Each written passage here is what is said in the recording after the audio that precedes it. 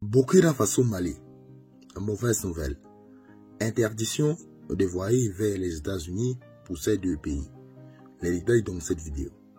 Le président Ibrahim Traoré, président de la République du Burkina Faso, très en colère contre les États-Unis. Qu'est-ce qui va se passer? Pourquoi les États-Unis interdisent aux ressortissants du Mali et du Burkina Faso de voyager encore du côté de l'Amérique ou alors du côté des USA? Les détails dans cette vidéo. Que se passe-t-il maintenant? Que se passe-t-il réellement du côté des États-Unis depuis l'élection du président, son Excellence, M. Donald Trump? Les détails dans cette vidéo. Le président de la République du Burkina Faso, le capitaine Ibrahim Traoré, est très en colère. Voici bien sûr les détails concernant les causes qui ont concouru à ce que les États-Unis disent définitivement que aucun ressortissant burkinabé ou malien ne sera plus accueilli du côté des États-Unis. Écoutez ce qu'il en est, écoutez très bien, écoutez, nous allons bien sûr laisser la parole à Yves Michel qui a les informations pour nous. Écoutez ce que Yves Michel dit, écoutez ce qu'il dit. Les États-Unis s'apprêtent à interdire l'octroi des visas aux ressortissants du Mali et du Burkina Faso.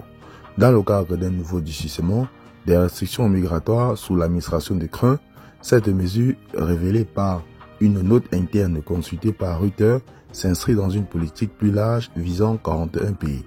Les mesures s'articulent autour des 3 niveaux de restriction.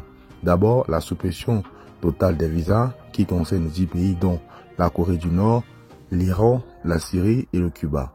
Pour ces nations, aucun visa ne sera délivré interdisant à leurs citoyens d'entrer aux États-Unis. Ensuite, la suppression partielle des visas appliqués à des pays concernés comme l'Ukraine, Haïti et la Birmanie. Limite l'octroi des visas touristiques, étudiants et de travail avec quelques exceptions. Enfin, une suppression conditionnelle menace 26 pays dont le Mali et le Burkina Faso. Leurs citoyens pourraient être soumis à des restrictions s'ils ne répondent pas aux exigences sécuritaires américaines dans un délai de 60 jours. En Afrique, plusieurs États sont particulièrement affectés par cette mesure, notamment le Tchad, la Guinée équatoriale et le Libéria. Un haut responsable américain précise toutefois que la liste des pays concernés reste provisoire et doit être encore validée par l'administration, y compris par le secrétaire d'État Marco Rubio. Ce durcissement rappelle l'interdiction de voyager instaurée par Donald Trump dès son premier mandat, qui visait principalement les pays à majorité musulmane.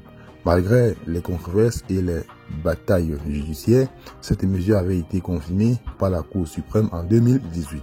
Avec cette nouvelle vague de restrictions, l'administration Trump élargit désormais son camp d'application impactant de nombreux pays.